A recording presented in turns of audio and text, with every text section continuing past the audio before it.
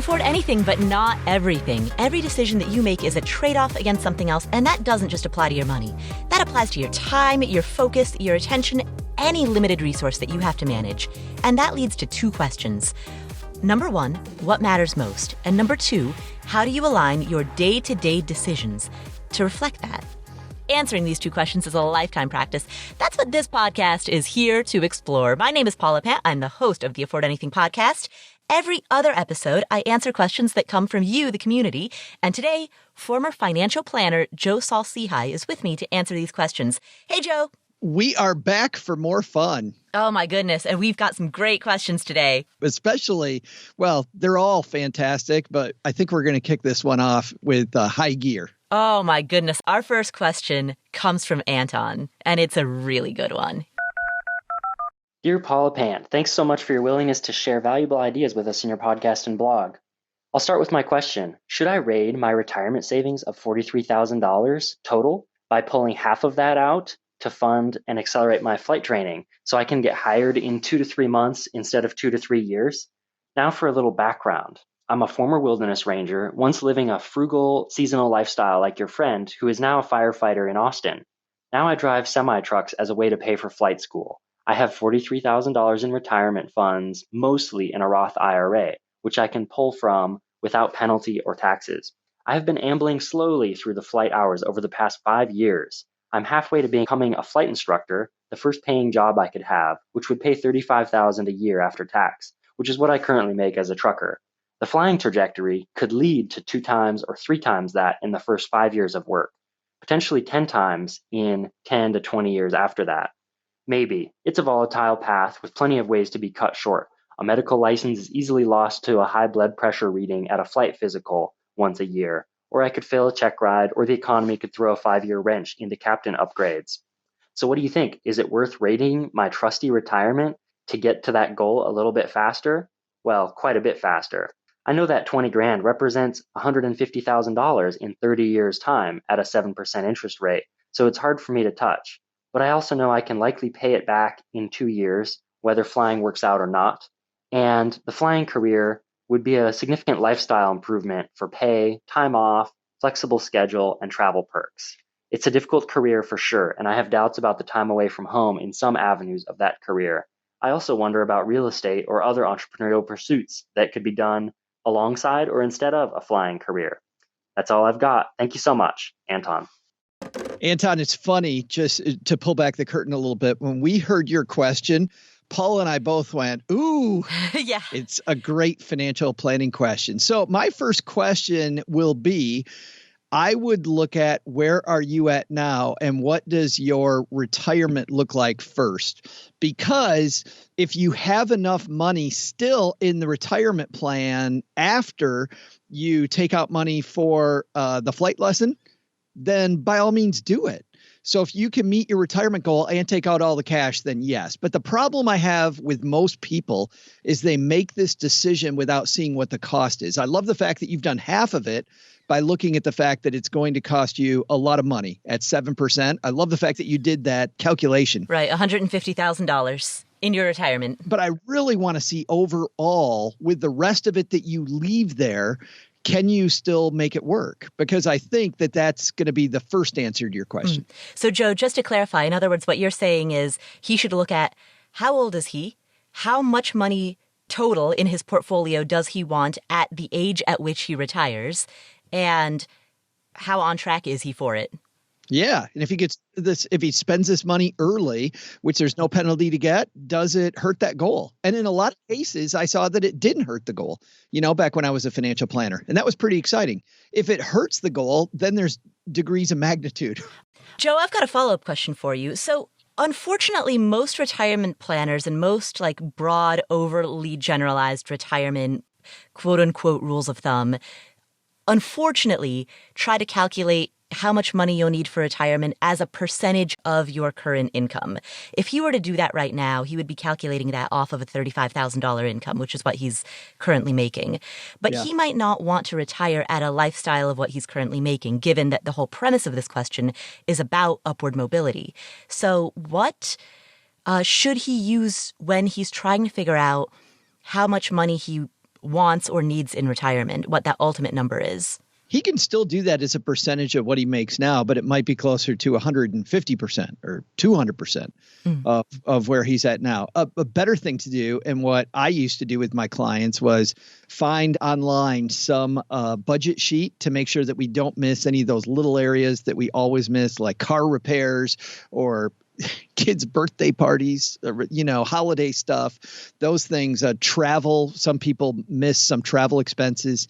So making sure that you hit all of these non-recurring expenses as well, and use actual numbers in today's value. And then very simply just look at inflation at maybe 3% and inflate those to the cost of what it'll be when he gets there. And most retirement calculators, by the way, will do that for you already. Right. But how would he adjust for the fact that when he's in his 60s, let's say right now he does not yet own a home, but in retirement, he hopes to be a homeowner. He may or may not still have a mortgage at the time of retirement. Lots of retirees do. And he certainly would have expenses that he doesn't have currently, such as home repair expenses, property taxes expenses. Hypothetically, perhaps he doesn't have kids right now, but when he's in retirement, he might want to give some money to his adult children or give some money to his grandchildren. Like, there are so many lifestyle changes that cause your budget to be different in your 60s than it is in your 30s.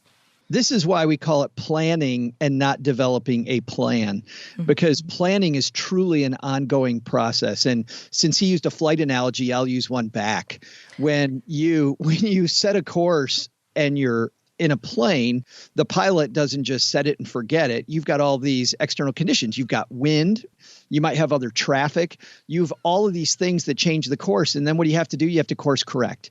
So you set in motion a plan and then you tweak it as you go. So no matter what we do, it's not going to be perfect. We just want to know directionally, okay, I probably want to live on twice in today's dollars. I want to live on twice what I'm living on now. Then use a simple 200% or 150%, whatever that number is. The difference between using one of those budget sheets I talked about earlier, where you line item it, versus using 200%, not that much more time. And you're probably going to have a number that's much closer. And some people you talk to, if Anton's a spreadsheet nerd, look at how long he'll have a mortgage in retirement. If he's going to have a mortgage in retirement, I mean, you can get as nerdy as you want, and the nerdier, in this case, Paula, the better. But I still think that he will get a good idea, even with a percentage number, of, is this really going to cook my retirement or not? Which is, in this case, cook is bad. We don't want to cook his retirement. Is it going to fry it? Is it going to burn it? Yeah, so fried sometimes is really good. Burn is probably, yeah. The second thing, though, I worry about, this is what I worry about if he takes the money. If he takes the money away from retirement and he doesn't think he can afford it, his premise, it sounds like, and he didn't say this specifically, is that because he'll have more money, he'll be able to make up for lost time.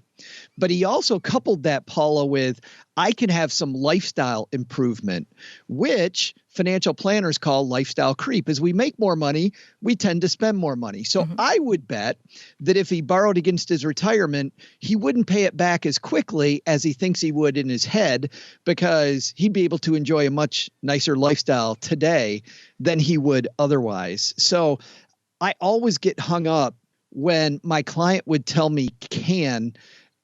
My head immediately goes to, can does not equal will.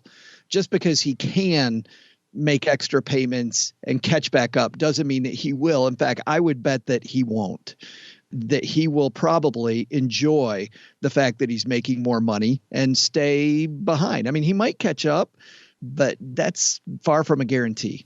It's true that for the general person, the likelihood that a general person might is low, but I believe in Anton. I do. I believe the type of person who self-selects as somebody who listens to personal finance podcasts and calls in with a question, and clearly, as Anton has, does his homework prior to asking that question so that he has real numbers. I mean, the type of behavior that he's exhibited so far leads me to believe that he's on his game, he's taking responsibility, and if he makes a commitment to himself to repay $20,000 back into his retirement in the form of more contributions than he otherwise would have made, like, I believe he's going to do it. So, and what I mean by this is, let's say after he finishes flight school, after he gets a new higher paying career, maybe year one, his career will still pay him $35,000 a year as it currently does. But as he said in his voicemail, maybe by year 4 or 5, he'll be making significantly more. I have faith in him that if in that time he does a budget and says, in order for me to be on track for retirement, this is how much money I need to contribute to retirement every year. I have faith that in addition to whatever he wants to contribute to retirement annually, he will also pay himself back, like repay that 20 grand in the form of additional 401k contributions or IRA contributions. I agree with all that when it comes to intent, and especially somebody like Anton, to your point, that's done all the math, listens to the Afford Anything podcast, clearly somebody who has financial education, financial improvement, financial independence as top of mind. However, even if that's the case, Paula, things come up. And this is something that came up, and there will be another thing that comes up. And as things come up, the plan may change. In the spirit of that, something else may come up. My brother does not like to have his meat touch his potatoes or his vegetables. It's kind of weird. When he has a plate of food, nothing can touch each other. I don't know why. It all goes to the same place, but they can't touch. I have always wondered how people like that would fare if they grew up in a country like Nepal, where the standard way to eat food is to mix it all together. I've always wondered that.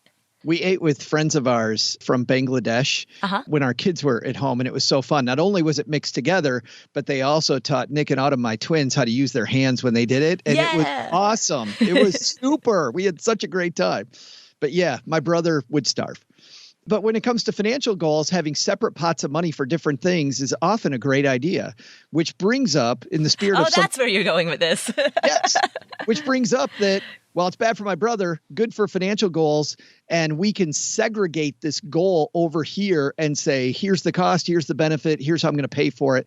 This is a great place where when we look at return on investment, which Anton has already done, we can calculate the cost of a loan to meet the goal. You're talking about a literal loan, like a student loan. I'm talking about literally taking out a loan to meet the goal. He knows what the ROI is. He knows what his repayment term would be. He knows where that money's going to come from. Different than a lot of the student loan problem in America, where people take out student loans. They got no idea how they're going to repay it later. Anton knows exactly how he'd repayment, and it's separate from his retirement. Yeah, actually, Anton, that was the first thought that popped into my head when I heard your question. My first thought was, rather than take that money out of a Roth IRA, why not take it out as a student loan? The general rule for student loans is that you never want to borrow more than your first year starting salary that you would make after graduation. The reason for that is that if you limit your borrowing to your first year starting salary, then your repayment can be 10% of that first year starting salary, and you'd have the loan repaid within 10 years. Or if you choose to increase the amount that you repay over the span of that decade as you continue to get raises, you can repay it even faster. But at a minimum, you can repay 10% of your first year starting salary and have it done within 10 years. And it sounds as though, he's looking to borrow $20,000. He says that his first year salary is going to be about $35,000. So that, relative to what he expects to make, seems like a reasonable amount to borrow. I would probably hesitate to borrow more than $20,000, but 20, I think, could be quite reasonable. Now, I'm assuming this would come in the form of a standard student loan that would have a low interest rate, somewhere in the 3 to 6% range. If you start seeing interest rates that are above 6%, then my answer is going to change. You don't want to get into the over 6% interest game. 6.5% maybe at the top. Yeah, on that note, I also dislike playing the where is the market headed or where are interest rates headed game. Yeah. But we can play and I like playing the where have they been game versus today.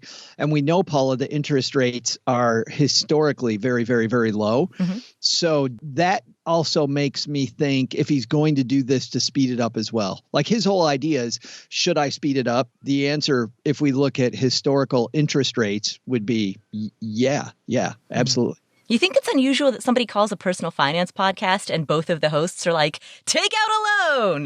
No, take that, Dave Ramsey. No, but I do love the Dave Ramsey philosophy of live a debt-free life. I'm a big fan of that, but everything comes with a trade-off. And when the question is, take out a reasonable small student loan versus remove money from a retirement account, that becomes a much more nuanced question. That's why I love Anton's question so much. You know, that's why, Joe, when you and I both heard this question, our faces immediately lit up. We were like, this is good. This is going to be a good discussion. There's so much planning going on there. So much planning he's already done, which also made our job easier. Right.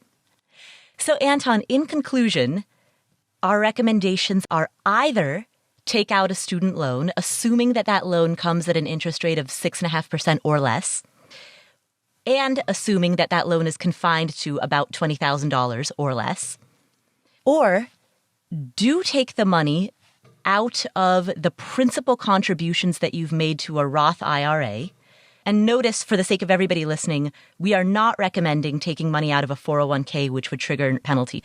We're specifically talking about Anton's situation, which is take money out of the principal payments that you've made to a Roth IRA if, number one, you first see how on track you are for retirement and can remove that money while continuing to be on track for retirement, and also if you repay that $20,000.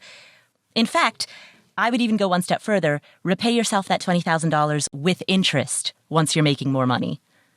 So thank you, Anton, for asking that question. And by the way, Anton, in the span of our answer to that question, we briefly touched on a conversation around how to accurately predict what your expenses in retirement will be, and therefore how to accurately predict how much money you'll need for retirement. We touched on how complicated that can be and how broad rules of thumb are insufficient. So right now, we're going to take a quick break to hear a word from the sponsors who make this show possible, the sponsors who allow us to distribute this for free.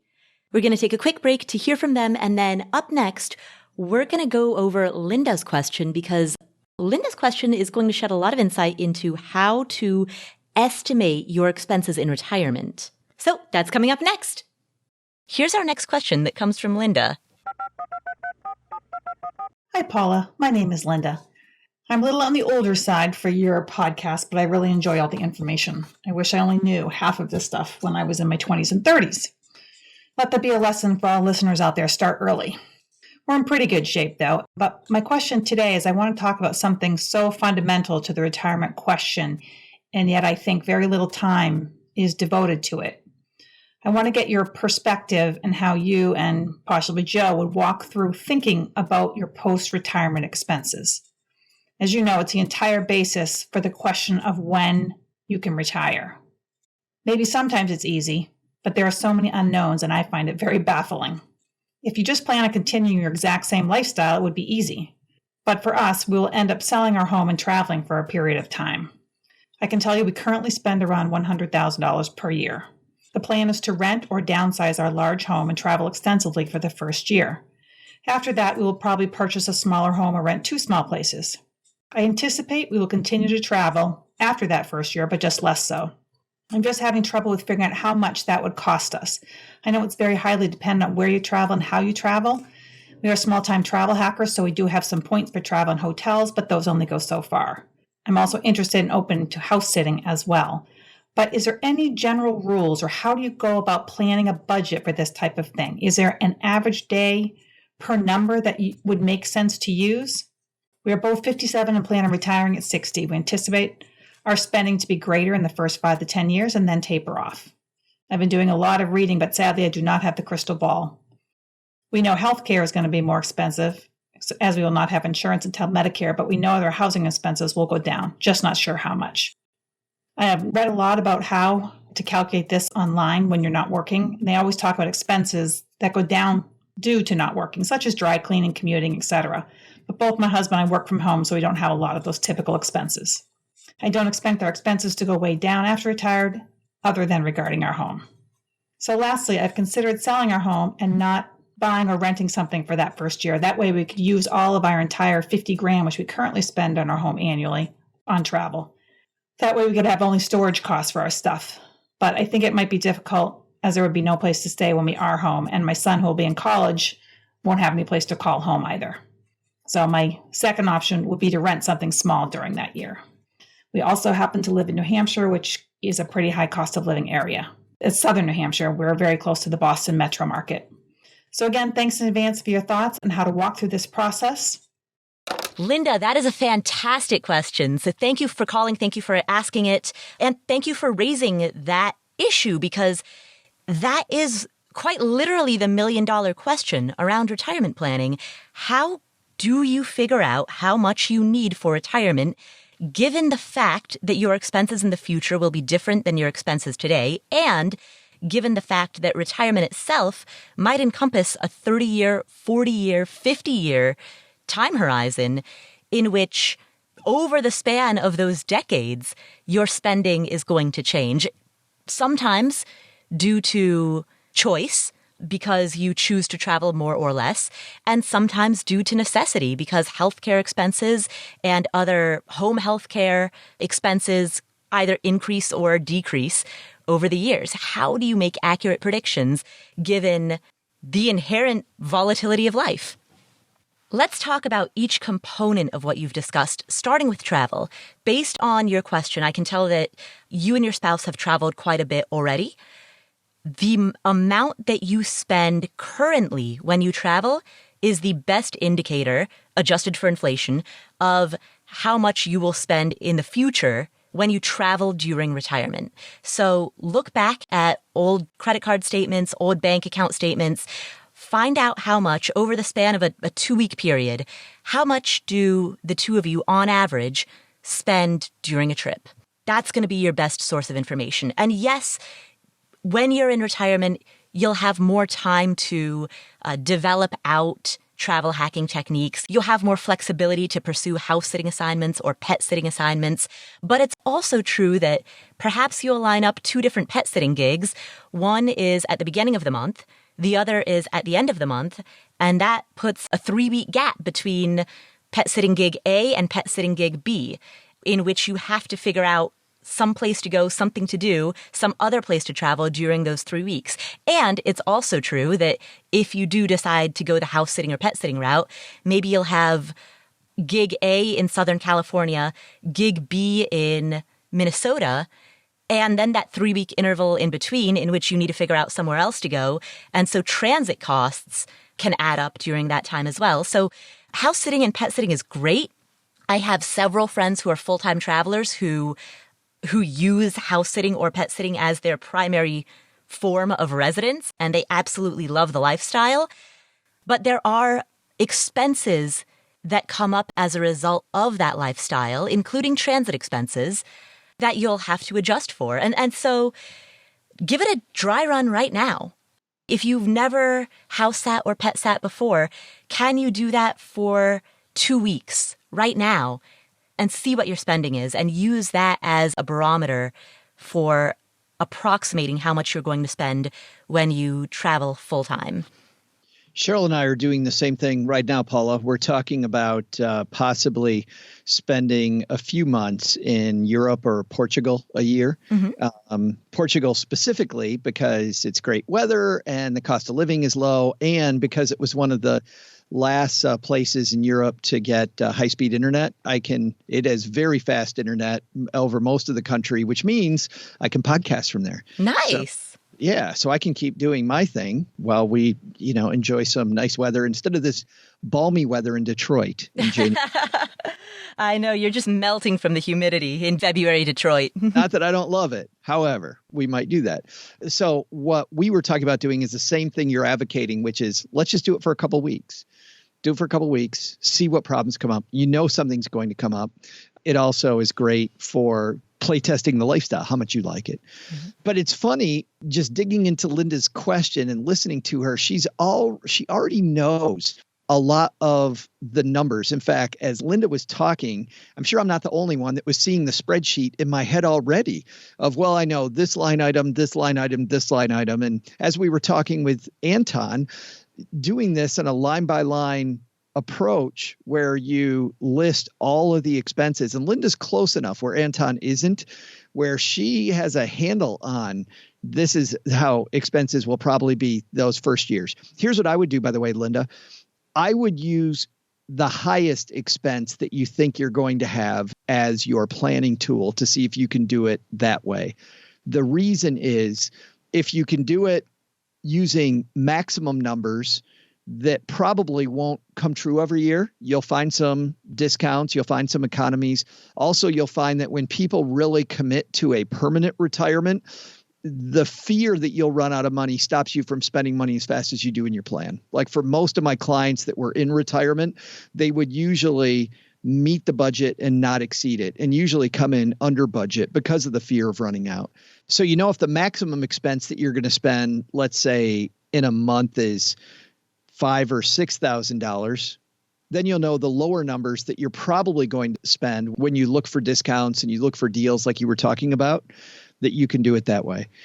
I'll also say this, that over time you spend less. So when you were talking about the fact that the first 10 years of retirement that you probably anticipate spending more money, that's most people. Most people spend more the first 10 years, settle into a lifestyle that is sustainable after that, and usually lower. When I was doing financial planning, we wouldn't spend nearly the money in our projections when somebody was 80 or 90 that they were spending the first few years at 60, 65, 70, whatever the age might be, 35, whatever the goal might be, spending more money up front. Here's the cool thing, Paula. I'm going to go back to the spreadsheet.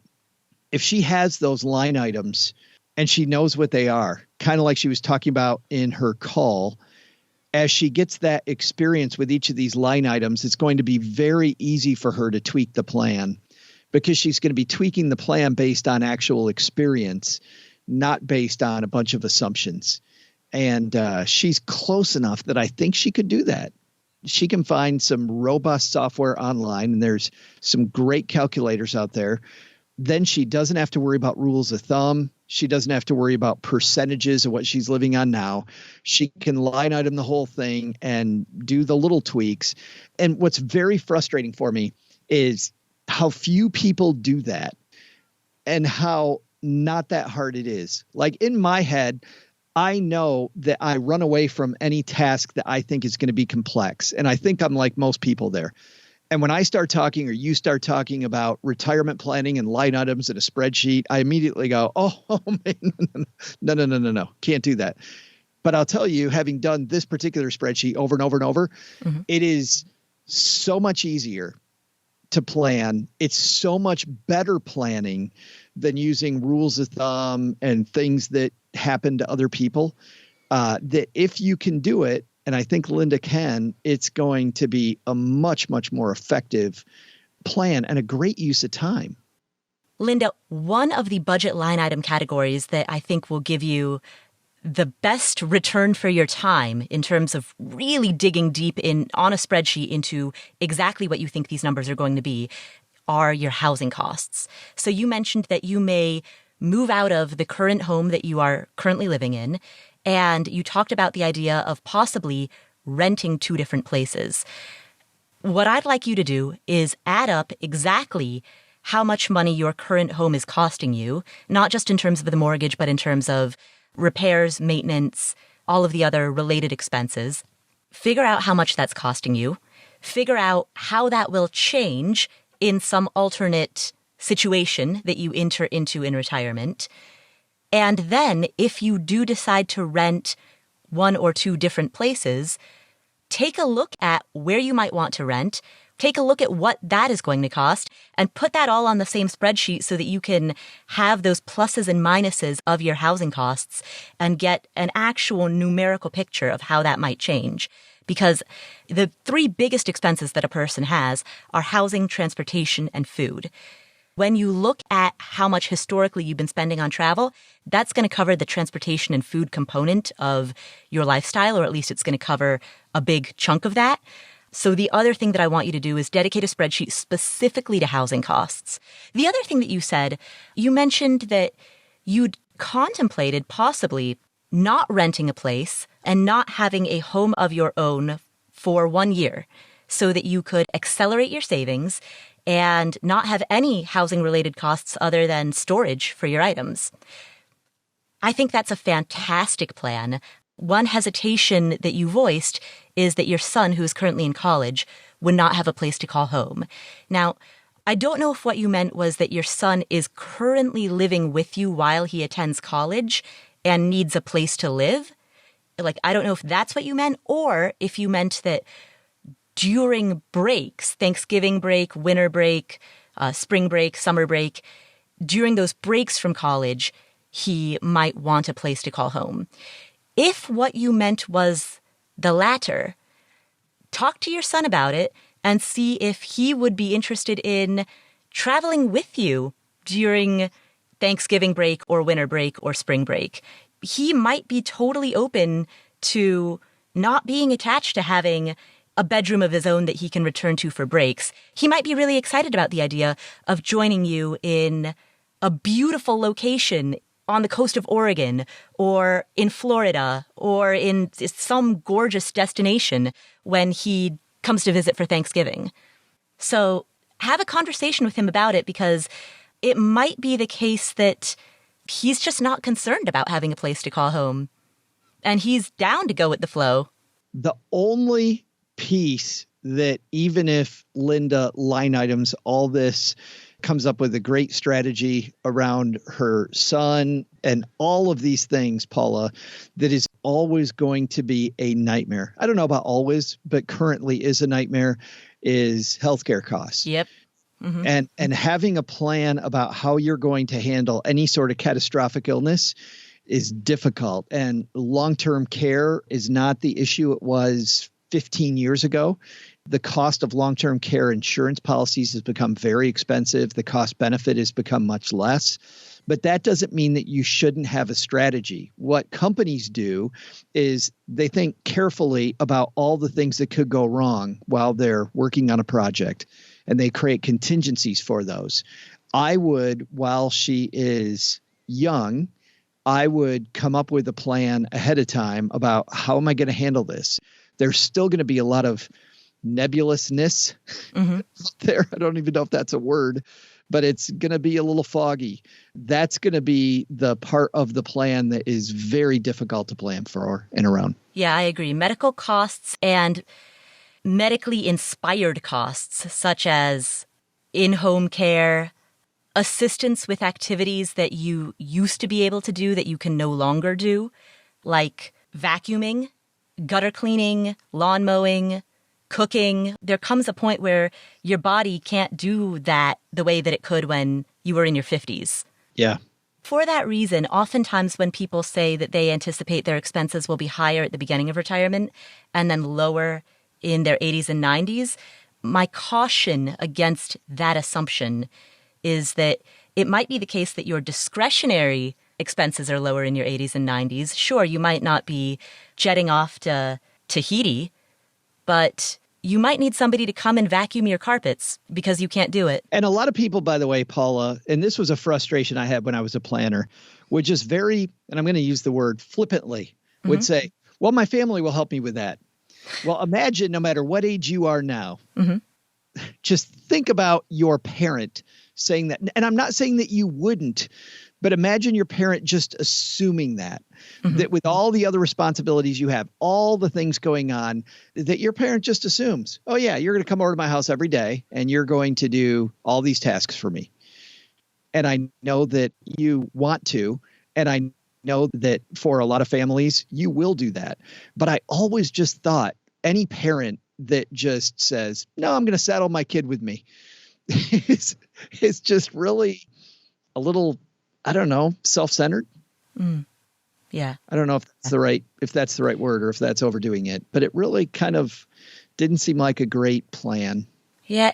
Hope is not a plan. Ideally, that's the outcome that you would want. But any business, any organization that is pursuing a major goal has multiple backup contingency plans. Yeah. So sure, that might be your plan A, but also have a plan B and a plan C and a plan D. So thank you, Linda, for asking that question. And thank you for raising the issue of the complexity of predicting what your expenses will be in retirement, because retirement is a 3-decade, 4-decade, 5-decade project, and expenses fluctuate dramatically over the span of 30 to 50 years. So thank you for the question, Linda. Our next question comes from Henry. Hi, Paula. Henry here, calling from New York City. I'm 26, just started making $150K per year, am debt-free, have an emergency fund of $15K, and have about $30K in retirement savings at this time. I'm now maxing out my traditional and Roth 401K and my HSA. My 401K is 100% Vanguard index equities, 85% S&P 500, 5% small cap, 10% international. I don't have much of a rhyme or reason for this allocation, so your critique here is welcome. My question is, how does rebalancing and dollar cost averaging interact with each other? Should I periodically rebalance my current allocation? Does rebalancing an all-equities portfolio make a difference? Should I make the allocations more even, or even move to 10% bonds to make the rebalancing more effective? Or does the dollar cost averaging of continuous investing make the value of rebalancing effectively negligible? Super appreciate all you do for your listeners, and I look forward to learning more from you.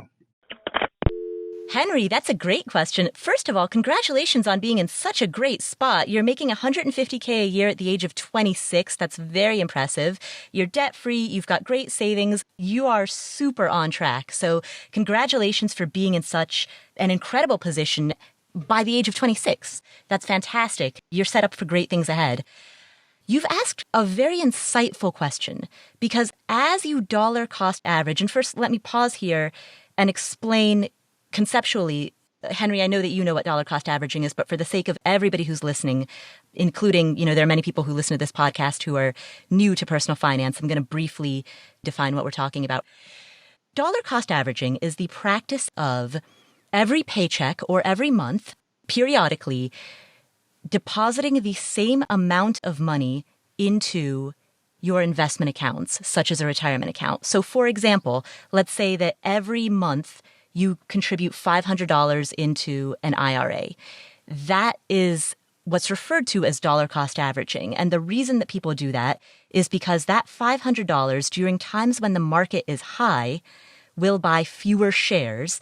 And that same $500 during times when the market is low will buy more shares. So if you're buying, just to keep this example very simple, if you're only buying one fund, and that fund is VTSAX, it's the Vanguard Total Stock Market Index Fund.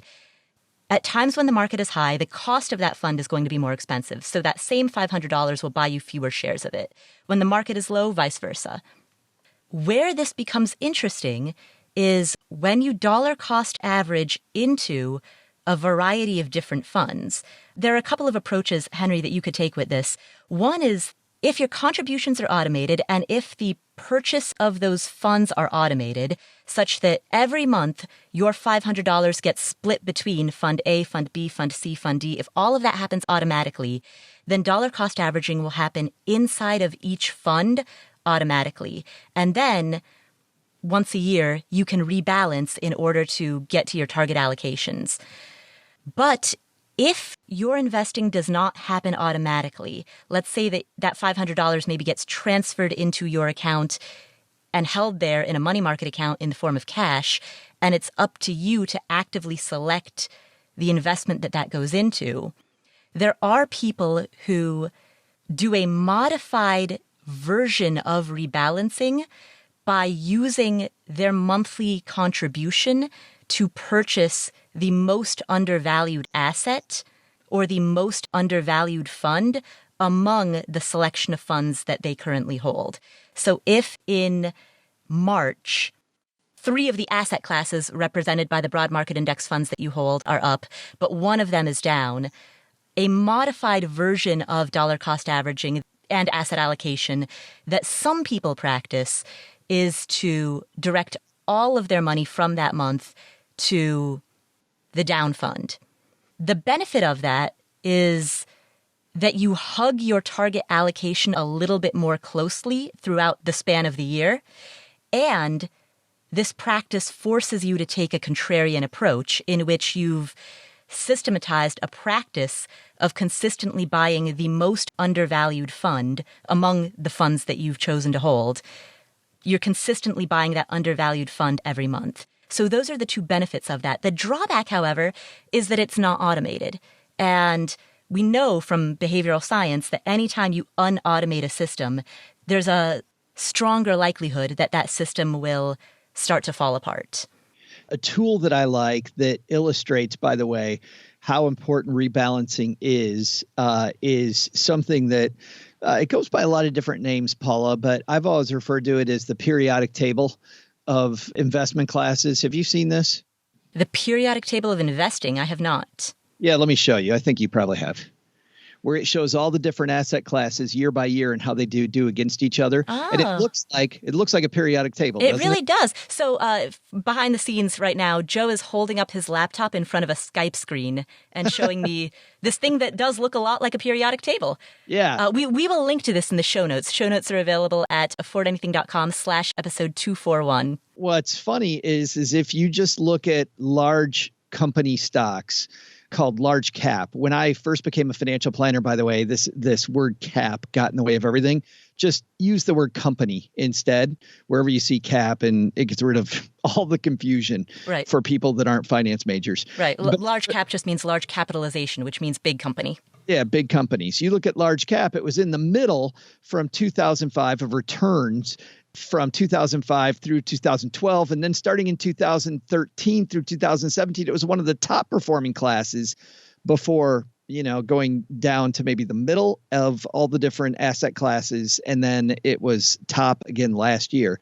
If you look at real estate, though, much more all over the board, and emerging markets, one of my favorite places to invest money, all over the board, either number one or the worst.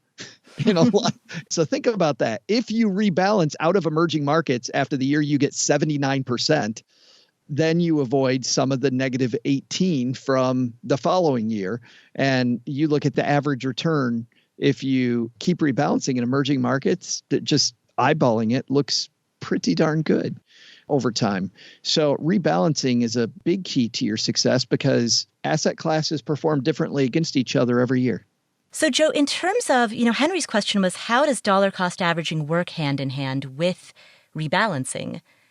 In terms of the 2 approaches that I outlined, he could, at the simplest, most automated approach, he could make monthly contributions or periodic contributions that are automatically divided in such a way that the percentage of each new contribution matches his target allocation. So if he's contributing $500 per month and he wants 20% of that to go to Fund A, he wants 15% of that to go to Fund B, he wants 30% of that to go to Fund C, and on and on and on, he can set that all up automatically. And in that regard, he can dollar cost average into every fund and not have any relationship between dollar cost averaging and rebalancing. He simply dollar cost average every month and then rebalances annually, right? That's one approach. That's the most automated approach. That's quite honestly the approach I would suggest due to its automation. But there's also the alternate approach, and I think Henry might be alluding to this in his question. Like the fill-in approach. The what? The fill-in approach. The fill-in approach, exactly. The fill-in approach of a modified version of rebalancing by virtue of where you direct that monthly contribution. I think if you look over time, if you can do it, the fill-in approach will work marginally better, but the return on hope for investment versus what you're really going to do if you're the average person isn't nearly as high because of the fact that you will probably forget to stop filling it in. So I like what you said earlier about behavior. Let's just go with the easy one. Right. So what you're saying, Joe, is that mathematically, assuming that you were to practice the fill-in approach perfectly with perfect compliance, you're going to win. You're going to win. However, the chances of having perfect compliance behaviorally are quite low. You're not going to win. Yeah. Let's just be honest. You're not going to win. So, Henry, I hope that sheds some more insight into the relationship between dollar cost averaging and rebalancing to your target allocations. If you're feeling ambitious, you can take the fill-in approach, but given the fact that you clearly have a great career going, you're 26 years old and you're making $150,000 a year, spend your time and energy focused on your career and just set up the system to be automated. That way, you only have a manual task to complete once a year rather than once a month. I'd like to make one last comment about dollar cost averaging before we sign off from Henry's question. And that is, and Henry, I know this wasn't your question, but this is for the sake of anyone who wants to more deeply understand the concept of dollar cost averaging. If you are in a situation in which you have a lump sum of money, let's say that you got a great year-end bonus or a big commission, and you have this nice lump sum, people often ask, is it better to dollar cost average that into the market over time, or is it better to invest the entire lump sum all at once? Statistically speaking, it is better to invest the entire lump sum all at once because, on average, on any given day, the market goes up more often than it goes down.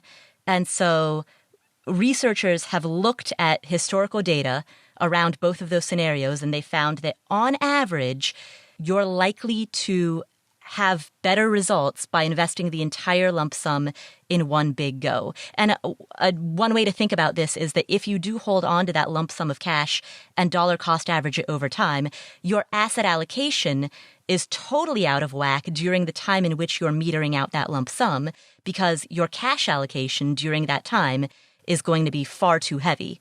So that's the reason why lump sum investing is better than dollar cost averaging in the event that you have a big lump sum. Now, the natural follow-up question to that is, well, if that's true, then why does everybody talk so much about dollar cost averaging? It's because when we discuss it, we're discussing making new contributions out of every paycheck.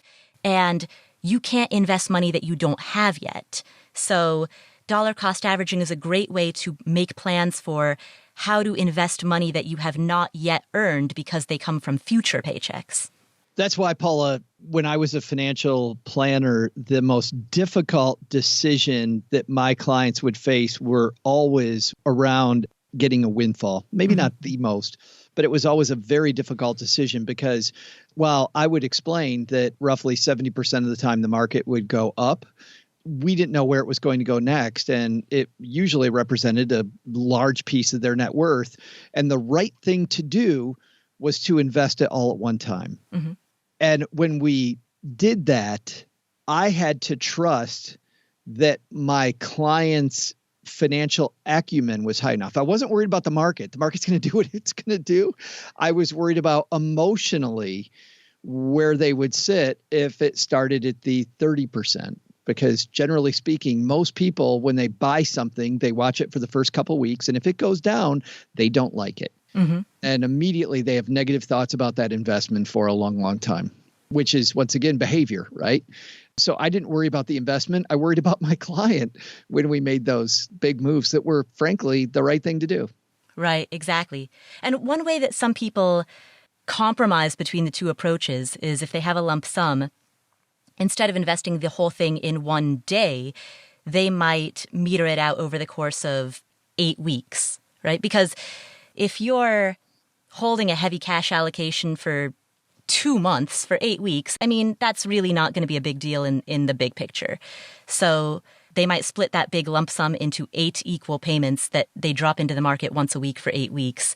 And that takes the edge off a little bit in terms of the emotional impact of putting the whole thing in the market all at once without unduly compromising their long-term returns by virtue of keeping that money in cash or keeping that money out of the market for too long of a period of time. Sure. But it is interesting. I mean, just for a look at how bad that strategy, even that strategy, which seems very like a very conservative approach to putting it all in at once. Look at if you did that just in December 2019 and January 2020. The market had such a run up, Paula, that even a conservative approach like the one you suggested of putting it in over 8 weeks would have gotten smoked. And now you would have made money, but your potential return to just do the right thing and put it all in at once would have been so much higher. And that's not timing the market. I actually think that by mitigating it over 8 different periods, you're trying to not time the market, but you're trying to get rid of some of the risk that's going to be there no matter what you do. It's more about not hurting your feelings by going over 8 weeks than it is about the right thing. The right is to put it in now. Correct. Yeah, the 8-week approach is entirely an emotional approach and not in any way a mathematical.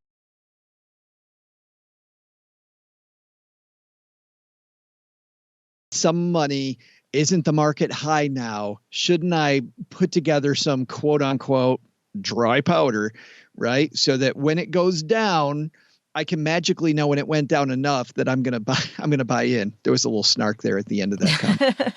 But you know what I'm talking about? The market, if we talk about the fact that the market does go up most of the time, the market should be hitting new highs most of the time.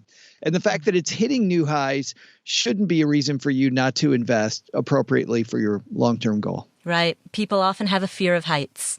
Yes, they do. They do. And that's another reason why asset allocation matters so much, because if you are 57 years old and you've properly asset allocated so that an appropriate percentage of your portfolio is held in bonds and cash equivalents, then you're holding the right portfolio for your age and your timeline. Whereas if you're like Henry and you're 26 years old, and by the way, Henry, you asked about the asset allocation that you had. It sounds great. I have no objections to what you described. But that's exactly why asset allocation matters so much, is that the market is constantly hitting new highs, and it's imperative to not have that fear of heights. And the way that you can offset that is by making sure that your investments are allocated in a way that is age and timeline appropriate. Henry, one other thing. Within your question, you asked if rebalancing matters if you have an all-equities portfolio. Yes, because inside of an all-equities portfolio, you will have different asset classes. You might have a large cap index fund, a small cap index fund, a developed markets fund, an emerging markets fund. You might have a handful of sector-specific plays in transportation or healthcare or utilities. Maybe you have an allocation towards REITs. So inside of this all-equities portfolio, you still have different asset classes that do not move in perfect correlation with one another. Some of them will be overvalued at times when others are undervalued. And rebalancing inherently is a contrarian play, one that forces you to realize your gains while buying the underperformers, while buying asset classes that you hope are undervalued. So anytime that you have a variety of asset classes that do not move in perfect correlation with one another, you have the opportunity to rebalance. Now, it is certainly true that equities and bonds move in inverse correlation. When one goes up, the other goes down. So there's obvious contrarian advantage there. Whereas, say, a large cap domestic fund and a small cap domestic fund, their movements will be more closely aligned with one another. But they won't be perfectly aligned, and particularly as you diversify out into international funds or sector plays or all the fun that you can have inside of an equities portfolio, then rebalancing will be that contrarian practice that systematizes harvesting the gains and buying the undervalued performers. So thank you, Henry, for asking that question. From this point forward, the rest of today's episode is the Joe Show, meaning that the next 2 callers are both named Joe or Joseph. And, of course, here to help me answer these questions is my buddy Joe. So, for the rest of this episode, the Joes are taking over, and we're going to start with a question from Joseph. Hi, Paula. My name is Joseph. I love your podcast, especially the episode, Why We're Irrational with Money. Can't stop playing that one over and over. I was calling, hoping to get help with the decision I'm trying to make regarding a Roth 457. Currently, we're putting 15% of our income into traditional retirement accounts. 5% of that is going into a Roth 457B, where I'm getting a match up to that 5%. And then the additional 10% is going into Roth IRAs. I'm considering putting all 15% into Roth 457B, just because I'm going to retire before 59 and a half. And it seems that the 457B code will allow us to access that money penalty-free, and the growth will be tax-free as well as soon as I separate from this government agency that I'm working for. Just want to see, am I missing something in this equation? Should I keep contributing to both my Roth IRAs and my 457B? Or am I okay to just contribute and focus on that 457B, considering that I intend to retire before age 59 and a half? Investment options in the 457B are fantastic. The cost of the funds and the performance of the funds are both great. It's been difficult to find information on 457B in the various online communities. Thank you for your help in advance, and love your podcast. Hey, Joseph, thanks for the question. Great name, by the way. I may be biased. Full disclosure. Joe, what's your middle name? Andrew. Joe Andrew. Joseph Andrew Salsihai. See, the second you say Joseph Andrew, I cringe because my mom does that when she's angry. Joseph Andrew. Yes, I am very so. Paula, whenever you're angry at me, okay, when we're debating funds, just say Joseph Andrew, and I'm out of there. You won. So here's the thing. On one hand, I would look at your goal and see if the money that you put into the Roth IRA is enough to sustain you until you get to 59 and a half, because of two reasons. Number one, in a Roth IRA, you have flexibility. Even though right now your 457 funds are good, you're handcuffed to those. If the agency you work for, whatever it is, municipality, decides to go cheap with those and do something different, you're stuck with whatever they have. And I've seen cases where companies went what many people thought, me included, was the wrong way with that. And you're stuck in those funds. They'll map over to the new funds and you are just stuck. So I like the flexibility of being able to have the Roth IRA, because if, let's say, all of a sudden your Vanguard funds, for goodness knows what reason, gets all wonky and they jack the fees up on you or do some weirdness, you can roll it to Fidelity or to T. Rowe Price or to Charles Schwab or to TD Ameritrade. You can do whatever you want with that Roth IRA money. So I love the fact that you've got some of each. The other thing is, and I think Paula's going to love this, and anybody that's listened to me for a long time is going to love this. A lot of the time, a 457 plan will have what looks like really good funds inside of it, but 457s are known for having a lot of hidden fees. And while I have said over and over that fees are not the main dragon, and I usually, when somebody talks about fees with me, I know I roll my eyes.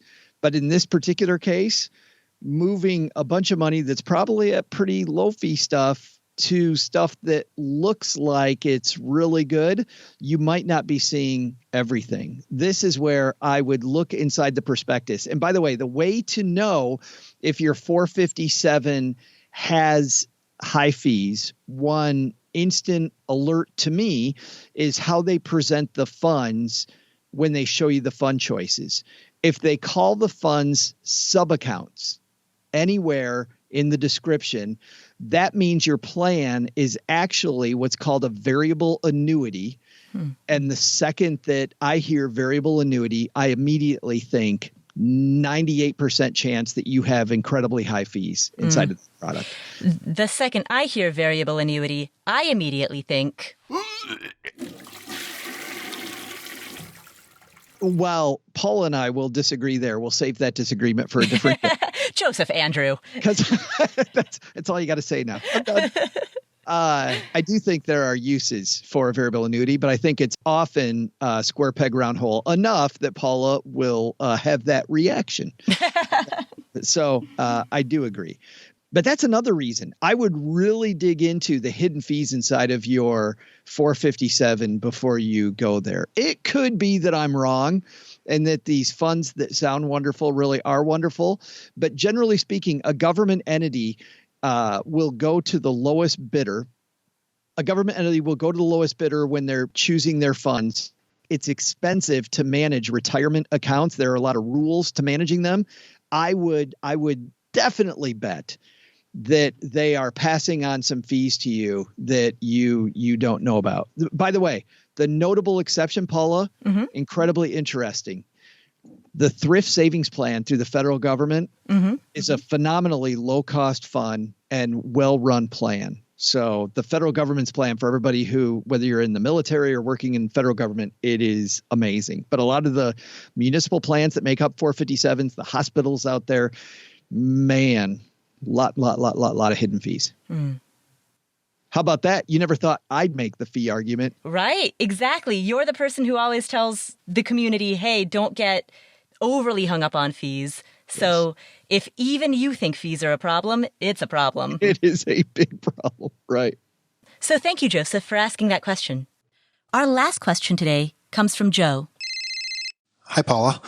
First of all, I want to thank you for putting out all the great content you put out each week. I'm an avid listener of the show, and it's been really helpful to listen. My question is about after-tax 401k contributions. I'm 42. My wife's 39. We both fully max out our 401k and IRA contributions each year. We're completely debt-free, including our mortgage, and have a 9-month emergency fund stored away. So my question is sort of what's next? My employer does allow after-tax 401k contributions. Should I do that, or am I better off just continuing to invest in my taxable Vanguard index funds accounts? I appreciate your perspective, and I appreciate your help. Joe, that's a great question. Before we answer your question, I first, for the sake of the entire community that's listening, want to make an important distinction that after-tax contributions to a retirement account are not the same thing or not synonymous as Roth contributions to a retirement account. And I can tell from the way that you've asked your question that you understand this, Joe, but I'm stating this for the sake of the entire community that's listening. All Roth contributions are after tax, but not all after-tax contributions are Roth. And other Joe, on the other side of the microphone with me, Joseph Andrew. Oh, whoa. What? You can explain some of the hang-ups and the challenges associated with after-tax retirement contributions that are not Roth. In a theoretical world, Paula, after-tax contributions would be a fantastic idea because all it means is that you're not getting a tax break today. The money sits there much like it would in a perfect world, the way an annuity would work. It. Ooh, nice one. It would sit in this tax shelter. The gains would never be taxed until you went to take it out, and then they would tax the gain. So only the gain would get taxed. What really happens is what we call a dumpster fire. That's the technical term that we use. And the reason for that generally is around companies' capability and the way companies code rollovers. If at some point you take that money out of the after-tax portion of your 401k and you roll it over to an IRA and it gets commingled with money that was pre-tax, which I can't tell you the number of times that when I was a financial advisor, and every financial advisor driving down the road listening to this is nodding their head, you create just a tax mess. And you have to track what percentage of that money was after tax versus the percentage that was pre-tax. The companies that manage that money for you don't have a great way to do it. So you get to try to do it yourself, which is a ton of fun.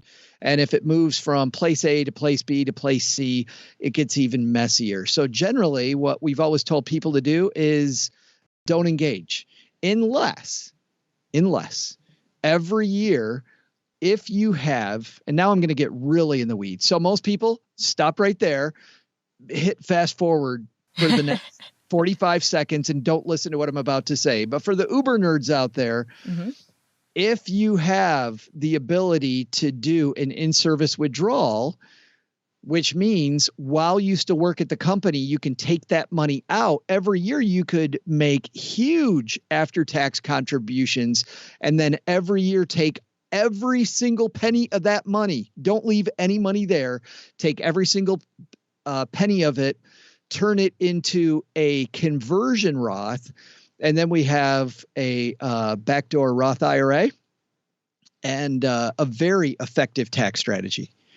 Okay, for all those of you that just fast forwarded, you didn't need to know anything that I just said because seriously, it applies to 4 people. But for most people, just don't do it. Please don't contribute to an after-tax 401k.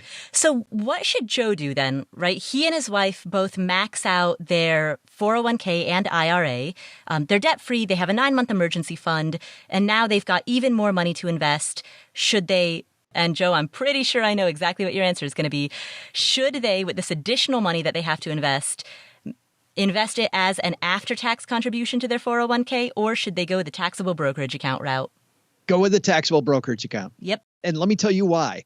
Especially in the FIRE movement, I hear way too many people talk about optimization, right? Optimize. And I feel like there are some practitioners and people that really want to pursue early financial independence that are trying to optimize every nickel. And what's frustrating is when I, in my previous role as a financial advisor, meet you later, I have to try to extricate you from all of these tax shelters that you're in so you can get the early flexibility that you desire. Much like you said earlier, Paula, flexibility is, I think, underrated. And I also think that we overestimate the amount of tax that we're going to pay on most of these index funds. If you actually look at the amount of tax that you're going to pay on your average index fund, it is ridiculously low. Ridiculously low. You're not going to pay hardly any tax on an index fund in a given year. There will be a little friction, but not something that if I'm Joe, I really worry about. And I am Joe, and I don't worry about it. I agree. Taxable brokerage accounts, I think, are underrated. They give you the ability to invest in the market and watch your money grow and enjoy compound growth while simultaneously preserving maximum flexibility anytime that you need to access that money for any reason, whether it's that you had some unexpected emergency or you simply reached your goals early and now you can enjoy the fruits of your labor, or any reason whatsoever. You can tap that taxable brokerage account anytime you want to without restriction. I love it. Mm-hmm. Money invested passively, low tax consequence. Mm-hmm.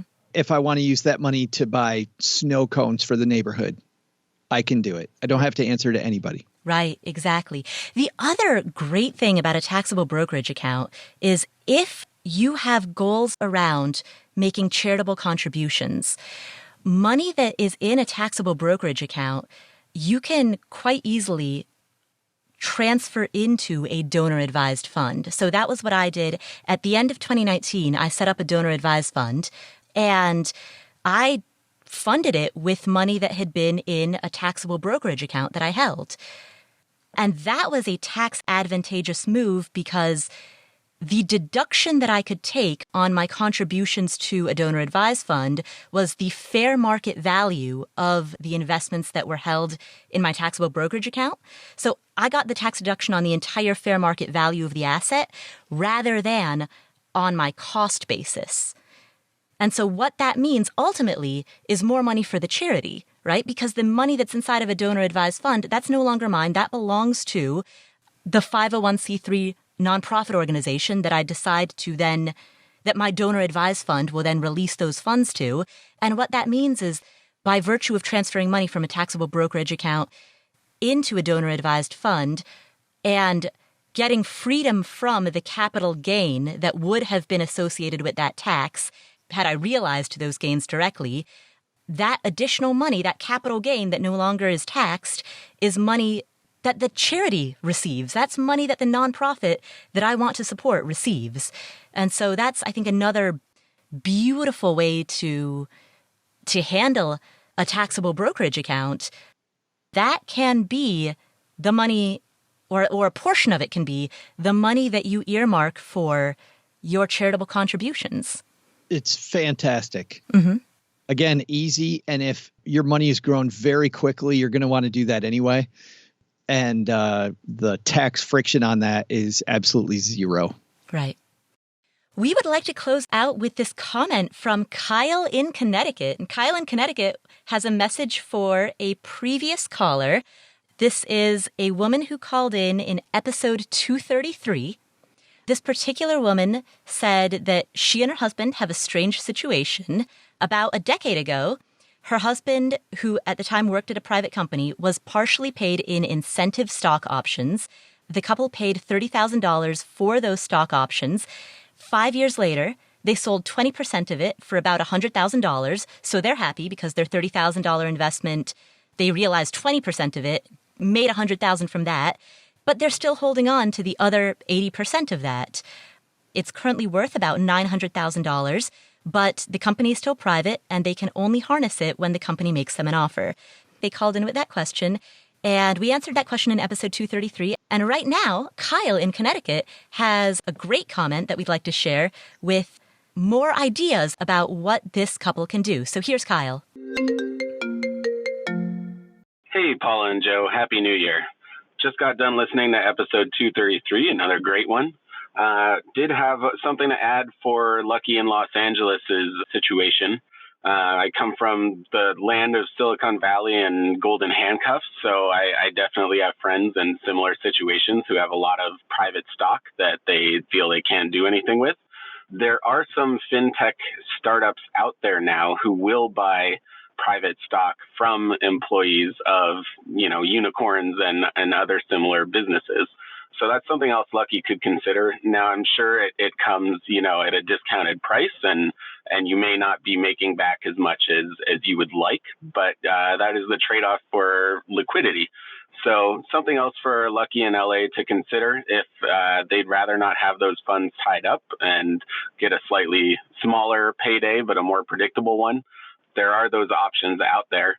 I haven't used them myself, so I can't speak to their reputable nature or anything like that. But there is some Googling, and I'm sure once you do, you'll be hit with a lot of Instagram ads for that. So do your due diligence, and good luck, Lucky. And thank you again, Paula and Joe. Kyle, thank you for that comment. That's a great suggestion, and I like all of the disclaimers that you added. Absolutely. Because they will take a healthy chunk of the money, Paula. But if you have cash flow issues and you're in a closely held company, like Lucky in Los Angeles had said, there are very few avenues. This is a lot like the modern version of life insurance viaticals, or these companies that purchase your life insurance proceeds from you for money today. Very much the Silicon Valley equivalent with closely held stock. They will have you sign an agreement with them that gives them the ability to receive the proceeds from your stock when you're able to sell it in return for cash today. And because of the fact, to Kyle's point, because of the fact that you don't know when a closely held company is going to go public or if you'll ever have any opportunity again, that's why they take a very, very healthy chunk out of that for themselves as profit because of the risk of that transaction. So essentially, if you need liquidity, it's an option, but the drawback is the giant fees. Yes, not a wonderful one, but man, it's between a rock and a hard spot. I agree with Kyle. It's a Google search. It's a Google search? Oh, you mean to find the companies who will buy it? Yes. Nice. Speaking of Google searching, Joe, people probably don't want to Google search to figure out how to find more of you. So why don't we just tell them how to do it? Where can people find more of you? We have this exciting show called Money with Friends that my friend Bobby Rebel and I do 6 days a week. All we do, Paula, we have 8 people from diverse points of view who are thought leaders in our community. And we meet with them to talk about headlines, some of the headlines that you see every day, like the Federal Reserve met and interest rates went up, or the coronavirus is spreading and people are worried about their stocks now because of that. What does this really mean to you? And we tackle all those headlines and talk about your wallet 6 days a week, about 15 minutes. So a very short show. It's called Money with Friends. And that's available anywhere finer podcasts can be downloaded? Only the places where finer podcasts are downloaded, which I think means everywhere. Yes. Your favorite podcast playing app. That's right. Awesome. Well, thank you so much, Joe, for joining us. Well, thanks to you, Paula. Thanks to everybody who asked us questions. Special thanks to Joe and Joseph, a couple cool dudes. Who have great names. Asking questions. All the Joes hanging out together today.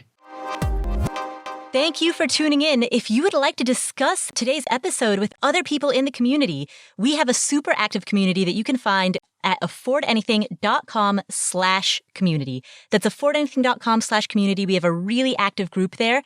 Here's an example specifically of the type of conversation and the type of sharing that happens in that group. So recently, a few weeks ago, we had somebody write in to say, hey, there were quite a few of you who said that you use your own spreadsheets to track your net worth.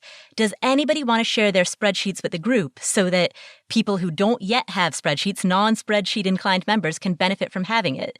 So somebody posted that in January, and there was this great thread with a whole bunch of people who were sharing their net worth tracking spreadsheets. So that's the type of support, the type of benefit, the type of community that comes inside of affordanything.com/community. So you can join it for free. Just go there to sign up. And you can join tribes that are based on your own specific interests. So if you want to join a tribe on the community to talk specifically about debt payoff or index funds or travel rewards, or there's one that's called environmentally fire-friendly for people who are on the fire journey who are also eco-conscious, right? You can join tribes like that based on your specific interests. Or you can join tribes based on life circumstances. Like there's one that's called 20-somethings, where you can talk specifically about personal finance and financial independence related issues for that age group. And you can also connect with people locally. We have a number of groups from outside of the US. There's a tribe for people in the UK. There's one for Canada, Argentina, New Zealand, Indonesia, Australia. There's one for people who live anywhere in Europe. And then there's a different tribe specifically for people who live in Germany. So we have a lot of tribes within the community where people can connect with each other based on either geographic location or shared interests or shared life circumstances. Check it out. Chat with other people in the community. That's all at affordanything.com/community is where you go to sign up, affordanything.com/community. If you are interested in learning more about real estate investing specifically, we have a free email series that's available if you sign up at affordanything.com/VIP list. This email series covers everything from how to find properties when you're looking out of state, how to calculate the cap rate, how to get financing for rental properties, how to build a team of people like a property manager, a real estate agent, contractors. So we have an email series that covers the answers to all of these questions, and you can get that at affordanything.com/VIP list. We also have a course that we release twice a year. We do a spring semester and a fall semester. It's a 10-week-long course. The whole cohort goes through it together as a group. And in the span of 10 weeks, you deep dive into everything you need to know about how to buy your first rental property. So if you sign up at affordanything.com/VIP list, on that VIP list, that is when we will announce the enrollment dates for our spring semester of this year, spring 2020. So we'll announce that first on the VIP list. You can sign up affordanything.com/VIP list. Thank you so much for tuning in. My name is Paula Pant. This is the Afford Anything podcast. If you enjoyed today's episode, please share it with a friend or a family member, and make sure that you've hit subscribe or follow in whatever app you're using to listen to this podcast so that you don't miss any of our awesome upcoming shows. Thank you so much for tuning in, and I'll catch you next week.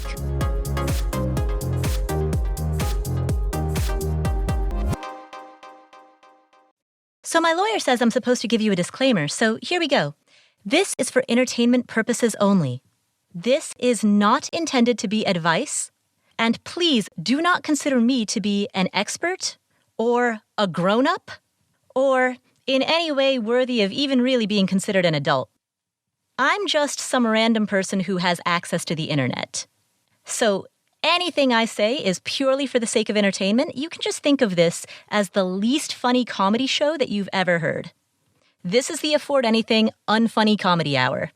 Before you make any financial moves, please check with a real grown-up and a real expert. That means check with a financial planner, check with a tax advisor, check with an attorney, check with somebody who actually has credentials and who knows what they're talking about, because that's not me. So please, give me the same level of respect that you would give, maybe a house cat. And please regard this entire show as nothing more than your source of entertainment. All right, you've been warned.